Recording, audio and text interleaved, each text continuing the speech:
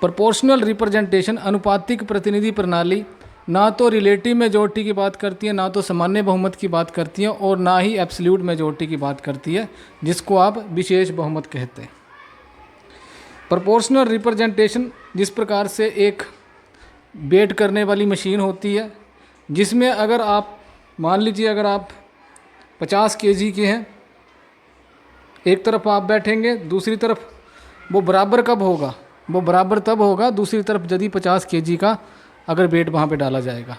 तो इसी को बोला जाता है प्रोपोर्शनल रिप्रेजेंटेशन। जितने लोग किसी पार्टी को वोट देते हैं उसको उतनी ही सीटें मिलेंगी। जैसे मान लीजिए कि किसी एक देश में 100 सीटें हैं,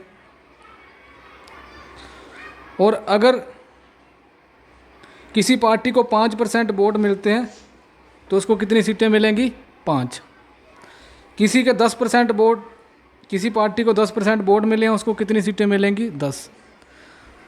तो जितनी उनकी परसेंटेज होगी, जितना उनका प्रोपोर्शन होगा, उतनी ही सीटें उनको मिलेंगी। प्रोपोर्शनल रिप्रेजेंटेशन में 2-3 पॉइंट मुख्य रूप से आते हैं। पहला पॉइंट है multi member constituency. Multi member constituency, बहुसदस्यीय निर्वाचन क्षेत्र। अब first past the post system जब हम पढ़ रहे थे तो उसमें सिंगल मेंबर कॉन्स्टिट्यूएंसी थी कि अगर किसी निर्वाचक क्षेत्र से 4 कैंडिडेट अगर चुनाव लड़ रहे थे तो उनमें से कितने विजेता बन रहे थे? केवल एक ही विजेता बन रहा था। जैसे फतेहपुर में कोई एमएलए का चुनाव होता है, 4 कैंडिडेट लड़ते हैं, तो चारों में से कितने विजेता घोषित होते हैं? एक होता है। तो उसी को बोलते हैं सिंगल मेंबर कॉन्स्टिट्यूएंसी। जब आपका कोई निर्वाचक क्षेत्र, कोई कॉन्स्टिट्यूएंसी से केवल एक ही व्यक्ति चुन के आता है, उसको सिंगल मेंबर कॉन्स्टिट्यूएंसी कहते हैं। पर प्रोपोर्शनल रिप्रेजेंटेशन में सिंगल मेंबर कॉन्स्टिट्यूएंसी फॉलो नहीं करी जाती, ये सिर्फ first past the post system में फॉलो करी जाती है। प्रोपोर्शनल रिप्रेजेंटेशन में एक कॉन्स्टिट्यूएंसी से तय किया जाता है कि यहाँ से 4 सदस्य भी चुन के आ सकते हैं, 10 भी आ सकते हैं, 15 भी आ सकते हैं।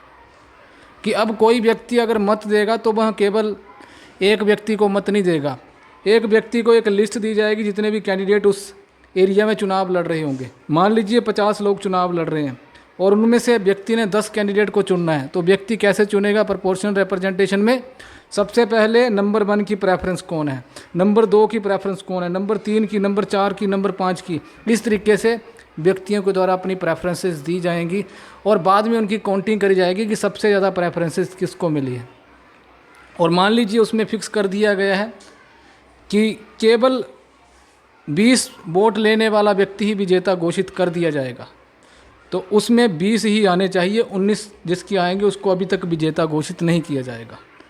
उसके लिए क्राइटेरिया फिक्स किया गया है कि उस लिस्ट में जिसको सबसे कम मत मिले होंगे उसको हटा दिया जाएगा, उसके मत जो है वो बाकी लोगों में बांट दिए जाएंगे। इस तरीके से बाद में उसको तय कर दिया जाएगा। तो पहला पॉइंट आता है मल्टी मेंबर कॉन्स्टिट्यूएंसी, बहुसदस्यीय निर्वाचन क्षेत्र। दूसरा पॉइंट आता है कि इसमें ना तो सिंपल मेजॉरिटी होती है और ना ही इसमें रिलेटिव मेजॉरिटी होती है, ना तो इसमें सामान्य बहुमत होता है और ना ही विशेष बहुमत होता है। इसमें वोटों का एक कोटा निश्चित कर दिया जाता है।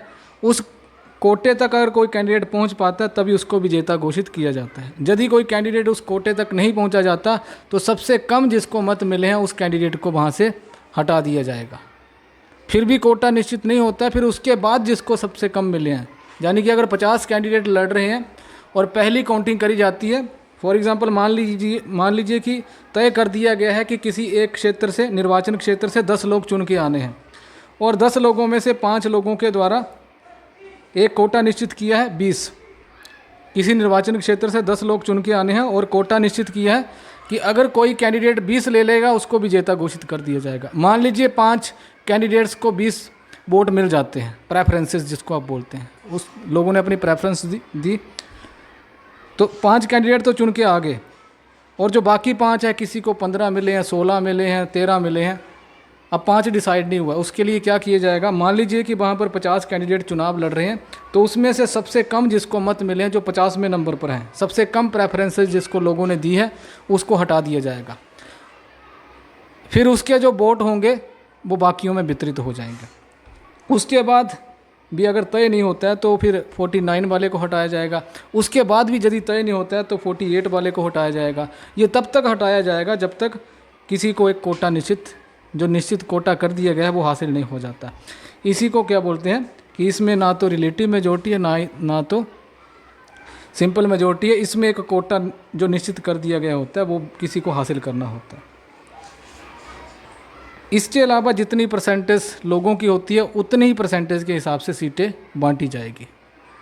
अब फर्स्ट पास दी पोस्ट सिस्टम में मैंने सबसे बड़ी कमी यही बताई थी कि जिसको सबसे ज़्यादा मत मिल गए हैं वो विजेता घोषित हो गया। अब 31 जिसको वोट मिले हैं 100 में से, और बाकियों को किसी को 20 मिले, 15 मिले या फिर 18 मिले, उनके टोटल करिए, उनके टोटल होते हैं 69 और जीतने वाले के कितने हैं? केवल 31। अब 31 वाला दावा कर रहा है कि मैं तो विजेता घोषित हूँ, बट 31 वाला एक्चुअल में विजेता नहीं है। तो वो जो 69% लोगों ने वोट दिए वो तो ऐसे ही चलेंगे। हमारे देश में भी यही तो मेथड फॉलो किया जाता है। आप करिए पता कोई एमएलए कितने परसेंटेज चुनावों से जीता है। किसी को 31% मिले होंगे, किसी को 28% मिले होंगे। अब किसी को अगर 30% मिले हैं तो 70% पॉपुलेशन किसी निर्वाचन क्षेत्र की कहाँ गई? तो उन 70% को भी पूरी रिप्रेजेंटेशन जो उन्होंने मत दिया है वो बेकार ना जाए, उसके लिए ही ये मेथड लाया जाता है। प्रोपोर्शनल रिप्रेजेंटेशन में 2 मेथड फॉलो किए जाते हैं। एक का नाम है सिंगल ट्रांसफरेबल वोट सिस्टम और दूसरे का नाम है लिस्ट सिस्टम, एकल संक्रमणीय मत प्रणाली, एकल संक्रमणीय मत प्रणाली। और दूसरे का नाम क्या है? लिस्ट सिस्टम, जिसको आप बोलते हैं सूची प्रणाली। तो पहले सिंगल ट्रांसफरेबल वोट सिस्टम के बारे में समझते हैं, ये होता क्या है। तो एकल संक्रमणीय मत प्रणाली डेनमार्क के एक व्यक्ति के द्वारा प्रस्तुत करी गई थी, जिनका नाम था कार्ल आंद्रे, जो कि वहाँ के मिनिस्टर थे 1793 में। और उसके बाद इंग्लैंड के एक व्यक्ति थे थॉमस हेयर, उनके द्वारा इसको रिफाइन किया गया था, यानी कि उसमें सुधार किया गया था। तो जिस व्यक्ति ने पहले ये विधि दी थी उसमें कुछ कमियां थी, उनकी कमियों को दूर किया गया हेयर के द्वारा, HARE, जो कि इंग्लैंड के थे 1851 में। इसीलिए सिंगल ट्रांसफरेबल वोट सिस्टम को, एकल संक्रमणीय मत प्रणाली को हेयर व्यवस्था भी कहते हैं, हेयर सिस्टम भी कहते हैं। इस व्यवस्था के अनुसार एक वोटर को एक पेपर दिया जाता है जब वो वोट करने जाता है। पहली बात तो मैंने बताई है कि यहाँ पर मल्टी मेंबर कॉन्स्टिट्यूंसी होगी। मान लीजिए कि किसी कॉन्स्टिट्यूंसी से 4 लोग चुन के आने हैं। अब मान लीजिए एक एमएलए चुन के नहीं आएगा, आपकी जो विधानसभा है उससे, मान लीजिए फतेहपुर फॉर एग्जांपल, मान लीजिए आपकी विधानसभा से कोई एक व्यक्ति चुन के नहीं आएगा, 4 व्यक्ति चुन के आएंगे। आपने वोट देना है सिर्फ एक लिस्ट के ऊपर और 4 व्यक्ति चुन के आएंगे। अब आप वोट कैसे करेंगे? सिंगल ट्रांसफरेबल वोट सिस्टम में वोट आपको एक ही मिला होगा, आपको अपनी प्रेफरेंसेस बतानी है। जैसे कि नंबर 1 पे आपने कोई प्रेफरेंसेस दे दी कि ये व्यक्ति आना चाहिए। इसको थोड़ा सिंप्लीफाई करता हूँ। मान लीजिए कि किसी एरिया से 4 लोग चुन के आने हैं और कैंडिडेट लड़ रहे हैं 12, ठीक है, 4 लोग चुन के आने हैं, कैंडिडेट लड़ रहे हैं 12। अब कोई व्यक्ति क्या करेगा? अपनी प्रेफरेंसेस देगा कि नंबर 1 पे मेरी प्रेफरेंस ये है, नंबर 2 पे ये है, नंबर 3 पे ये है, नंबर 4 पे ये है। इसका मतलब ये नहीं है कि जो सीक्वेंस उन्होंने बताया होगा कि नंबर 1 का कैंडिडेट यहाँ पे लड़ रहा है तो आप उसको ही नंबर 1 लगा के आओगे। आपको उनमें से कोई भी अगर अच्छा लगेगा, आप बोलेंगे कि पहली प्रेफरेंस मेरी ये है। जैसे आप में से कोई 12 व्यक्ति अगर चुनाव लड़ रहे हैं और आपको तय करना है कि नंबर 1 पे ये व्यक्ति आना चाहिए, नंबर 2 पे मेरी प्रेफरेंस ये है, नंबर 3 पे ये है, नंबर 4 पे ये है। जैसे आपको किसी ने पूछ लिया कि आपने किस प्रकार का खाना खाना है, तो आपने बोला कि नंबर 1 पे मेरी प्रेफरेंस ये वाली डिश है, नंबर 2 पे मोमोज़ हैं, नंबर 3 पे बर्गर है, नंबर 4 पे समोसा है। तो कुछ भी आप कह सकते हैं। तो ये प्रेफरेंसेस होती है कि अगर ये नहीं मिलेगा तो ये आ जाना चाहिए। तो आपने इस तरीके से 4 प्रेफरेंसेस वहाँ पे देनी है। तो व्यक्ति अपनी प्रेफरेंसेस के आधार पर वहाँ पर किसी को वोट कास्ट करता है। तो व्यक्ति अपनी प्रेफरेंसेस उसमें मार्क करता है। अगर कोई व्यक्ति बिल्कुल सही तरीके से अपनी प्रेफरेंसेस को मार्क करता है तभी उसके वोट को वैलिड कंसीडर किया जाएगा। यदि उसमें कुछ गलती हो जाती है, जैसे कोई व्यक्ति अगर मार्क करता है वो लाइनों के बीच ही मार्क कर रहा है, पता ही नहीं चल रहा है कि उसने किसको क्या प्रेफरेंस दी है, तो उस केस में उसका जो वोट होगा वो कैंसिल हो जाएगा। ठीक है, तो कैंसिल भी किए जाते हैं। और जब काउंटिंग होती है तो जो इनवैलिड वोट होते हैं उनको सबसे पहले निकाल दिया जाता है, उनको कैंसिल कर दिया जाता है। अब इसका एक क्राइटेरिया बताया गया है, वो क्राइटेरिया इलेक्टोरल कोटा कैसे निश्चित किया जाता है, इसको एग्जाम्पल के थ्रू समझते हैं। मान लीजिए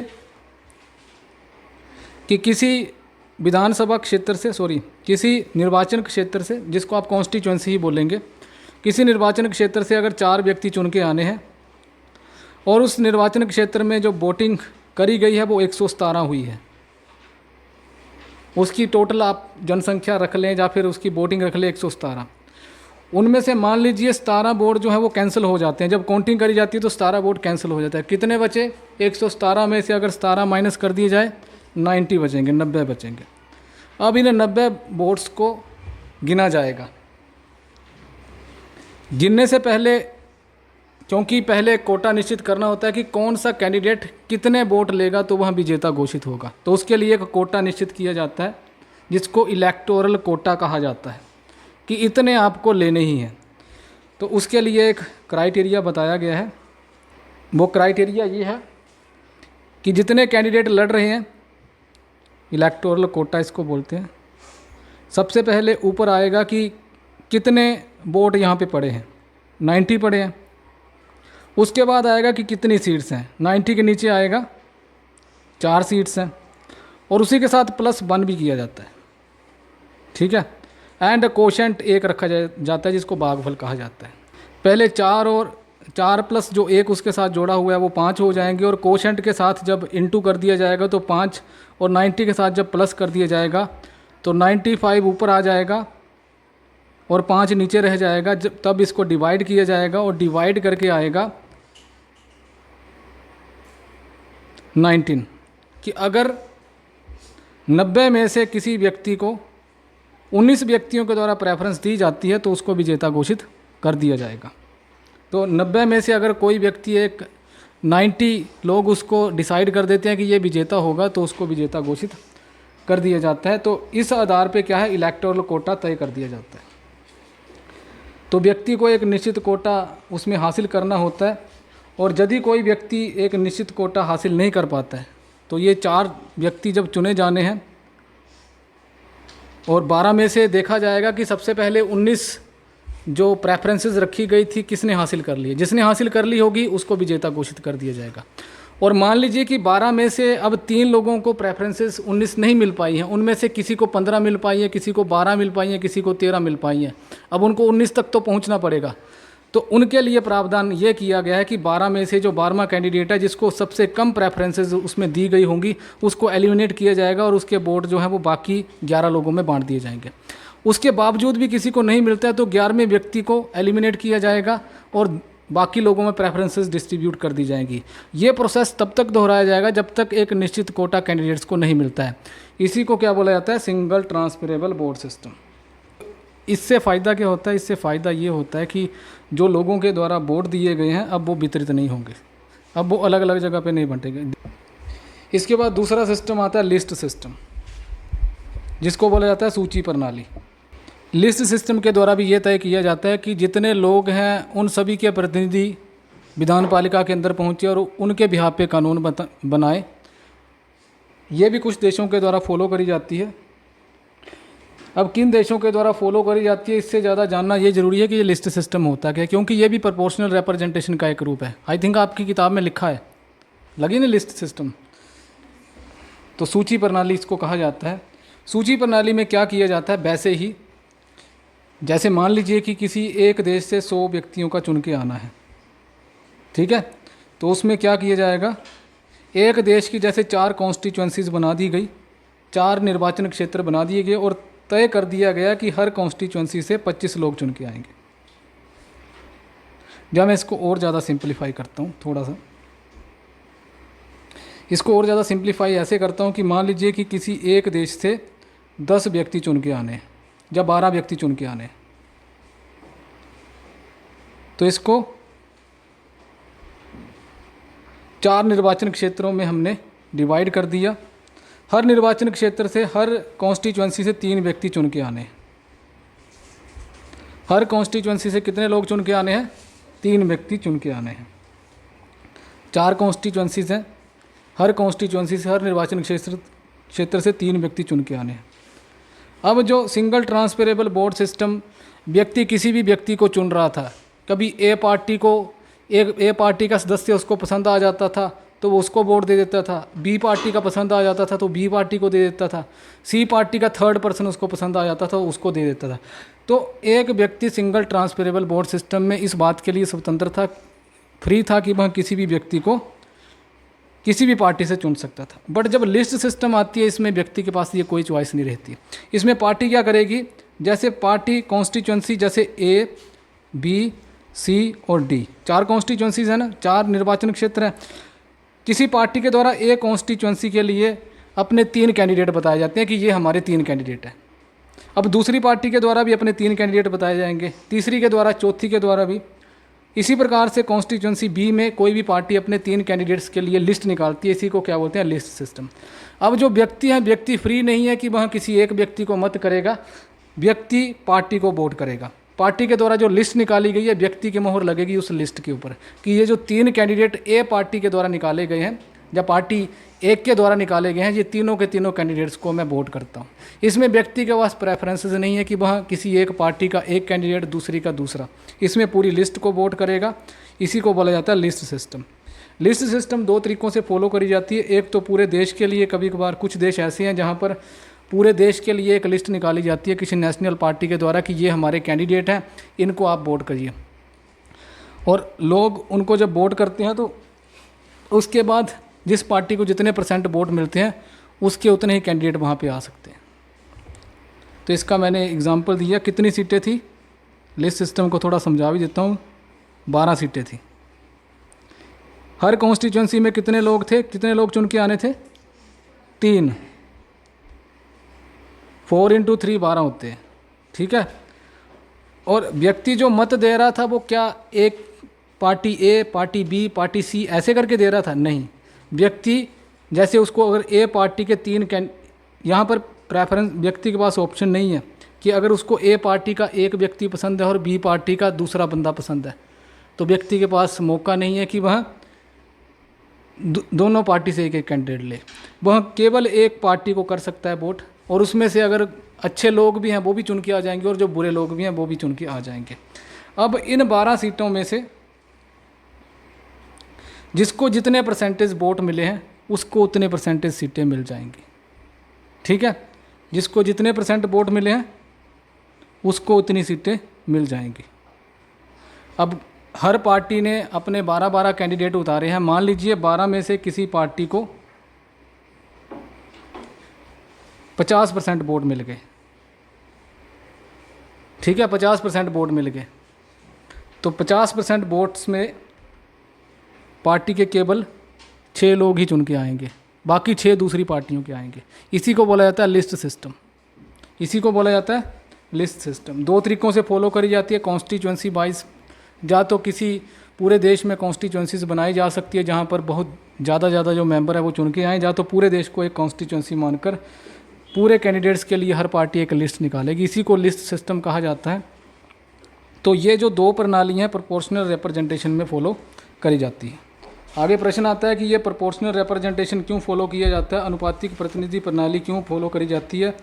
तो इसको अप्रिशिएट किया जाता है कुछ कारणों से। सबसे पहले इसमें यह तय हो जाता है कि जो लोग छूट जाते हैं उसको भी ये कवर कर लेता है, ठीक है। First past the post system में क्या हो रहा था, 69% व्यक्ति छूट जाते थे, उनका कोई भी कैंडिडेट हो सकता है कि वहाँ पे ना पहुँचा हो। किसी पार्टी के द्वारा first past the post system में अगर 5 कैंडिडेट उतारे गए हैं और 5 के 5 हार गए हैं और उसके बावजूद भी उसको 20% वोट पड़े हैं, तो वो 20% वोट जो है वो कहाँ पे गए। तो प्रोपोर्शनल रिप्रेजेंटेशन में ये वाला जो डिफेक्ट है वो ख़त्म हो जाता है। प्रोपोर्शनल रिप्रेजेंटेशन में लोगों को राजनीतिक शिक्षा मिलती है और लोगों को एक सुरक्षा की भावना आती है कि जो माइनॉरिटी वोट हैं, जो वोट छूट जाते हैं वह व्यर्थ नहीं जाएंगे, बल्कि उनको भी रिप्रेजेंटेशन मिलेंगी, उनके प्रतिनिधि भी वहाँ पे पहुँचेंगे। तीसरी इसमें विशेषता है कि इसमें लोगों के अंदर छोटी फीलिंग विकसित नहीं होती है, बल्कि एक बड़ी फीलिंग विकसित होती है, राष्ट्रीय भावना की फीलिंग लोगों के अंदर आती है। क्योंकि इसमें जो पार्टीज़ होती हैं वह किसी निर्वाचन क्षेत्र के लिए अपनी लिस्ट निकालती हैं बजाय इसके कि किसी एक व्यक्ति को निकालें। तो एक लिस्ट पूरी पार्टी के द्वारा दी जाती है। तो जब एक लिस्ट दी जाती है तो उसमें एक राष्ट्रीय भावना की फीलिंग भी आती है। इसके अलावा वोटर एश्योर हो जाता है कि उसका वोट जो है वो व्यर्थ नहीं जाएगा। कहीं ना कहीं जब काउंटिंग करी जाएगी, जब प्रेफरेंसेस डिसाइड करी जाएंगी तो उसके वोट की कहीं ना कहीं वैल्यू पड़ेगी। उसने जो 4-5 प्रेफरेंसेस अपनी तय कर दी हैं उनमें से कुछ कैंडिडेट तो वहाँ पे पहुँच जाएंगे, तो उसके द्वारा जो वोट दिया गया है वो व्यर्थ नहीं जाएगा। इस बात से, इस व्यवस्था में उसको ये एश्योरेंस मिलती है। इसी के साथ इसकी आलोचना भी आती है, और आलोचना ये है कि प्रोपोर्शनल रिप्रेजेंटेशन हालांकि इस बात की हमें गारंटी देता है कि जितने लोगों ने वोट किए हैं उतने ही लोगों को रिप्रेजेंटेशन मिलेंगी। इसमें जो माइनॉरिटी ग्रुप्स हैं, ऐसे ग्रुप्स, ऐसी क्लासेस, ऐसे लोग जो अल्पमत में हैं, उनकी भी रिप्रेजेंटेशन वहाँ पे डिसाइड करी जाती है। और इस बात की भी गारंटी मिलती है कि एक मल्टी पार्टी सिस्टम, यानी कि बहुत सी जो पार्टीज़ हैं उनकी एक सरकार बनेगी। तो कभी कभार ऐसा होता है कि जब प्रोपोर्शनल रिप्रेजेंटेशन फॉलो किया जाता है तो किसी भी एक दल को क्लियर कट बहुमत नहीं मिल पाता है, जिसके कारण सभी पार्टीज़ को आपस में कोऑपरेट करना पड़ता है और फिर मल्टी पार्टी सरकार वहाँ पे बनती है। इसके साथ इसकी कुछ कमी है, और कमी सबसे पहले ये है कि जो डिसिप्लिन होता है पार्टी के अंदर वो टूट जाता है। डिसिप्लिन इस प्रकार से टूटता है कि जो पार्टीज़ होती हैं, जब पार्टी के अंदर जो फैक्शनल ग्रुप्स होते हैं वह दूसरी पार्टी के साथ हमेशा ही अलाइंस करने के लिए रेडी रहते हैं, गठबंधन करने के लिए रेडी रहते हैं, जो कि एक पार्टी डिसिप्लिन को डिस्ट्रॉय करता है। 1958 से पहले फ्रांस में प्रोपोर्शनल रिप्रेजेंटेशन फॉलो किया जाता था और फ्रांस में उसके बहुत बुरे कंसिक्वेंसेस देखने को मिले। 1932-33 में हिटलर भी इसी प्रोपोर्शनल रिप्रेजेंटेशन के तहत सरकार में आया था, सभी के साथ, बहुत सी जो पार्टीज थी उनके साथ गठबंधन करके। तो हमने उसका परिणाम देख ही लिया दुनिया में। तो इसकी आलोचना भी करी जाती है क्योंकि इसकी जो कैबिनेट्स होती हैं, कहा जाता है कि ये अनस्टेबल है। इसी के साथ जीन ब्लोंडेल एक व्यक्ति है, उनके द्वारा कहा गया है कि जो मेजॉरिटी सिस्टम फॉलो किया जाता है, जिसको फर्स्ट पास दी पोस्ट सिस्टम कहते हैं, वो थोड़ा आसान होता है समझने में। तो हमने पाया होगा कि प्रोपोर्शनल रिप्रेजेंटेशन सिस्टम जब हम समझते हैं तो उसमें थोड़ी दिक्कत आती है कि व्यक्ति अपनी प्रेफरेंसेस कैसे देगा, उसकी काउंटिंग कैसे होगी। जो हमने सिंपल मेजॉरिटी का फंडा देखा था, किसी व्यक्ति को ज़्यादा मत मिल गए तो वो विजेता घोषित होगी। इस सिस्टम में जो नियम होते हैं वो काफ़ी कम्प्लेक्स होते हैं, काफ़ी जटिल होते हैं। इसका जो प्रोसेस है वो काफ़ी लेंथी है। तो इसके बारे में सिंपल सी बात में ये कहा जाता है कि प्रोपोर्शनल रिप्रेजेंटेशन का मतलब ये नहीं है कि इसमें कोई भी कमी नहीं है, हालांकि इसमें भी बहुत सारी कमी है।